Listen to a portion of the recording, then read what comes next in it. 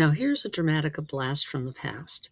This here is a toroid. It's basically a loop, and it is one of the first ways we visualized Dramatica back in the day before we came up with the four towers. Well before that, and other intermediate stages, this was the first visualization of the Dramatica theory in three-dimensional form. What it is a three-dimensional slice of a four-dimensional concept. Dramatica includes time as well as space, mass, and energy.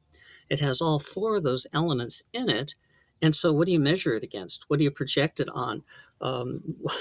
Where do you create a thing that represents all those elements? Because you have none left in this universe, because we live in a three-dimensional universe and we calculate time. What I ultimately came up with as we were developing it was this simple toroid that is wrapped by a Mobius strip. Now, the Mobius strip works in a very interesting way. It starts at one particular point, let's say over here, and it wraps all the way around, as you see on that red section there. And then continues, and you can just continue to follow that as it wraps around and eventually becomes another color, because when you go once all the way around the loop, then the Mobius strip continues but shifts to another color. And so what's interesting about it is that it creates, each element is labeled. I don't know if you can see it on here. They're all written in there. Each element is labeled, and altogether you can make quads at certain levels by comparing the four items that are there on each side.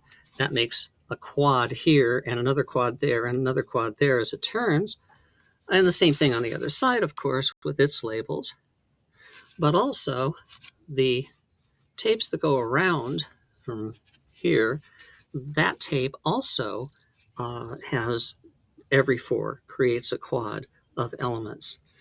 Anyway, it's the best visualization we have that's most accurate for Dramatica, even to this day, but it's completely useless in a practical sense. So I give you the one and only Dramatica Mobius toroid, and by the time it goes through 4 loops around of the Mobius strip, it comes right back to where it started and reconnects and begins the process over again, because it's really a closed system.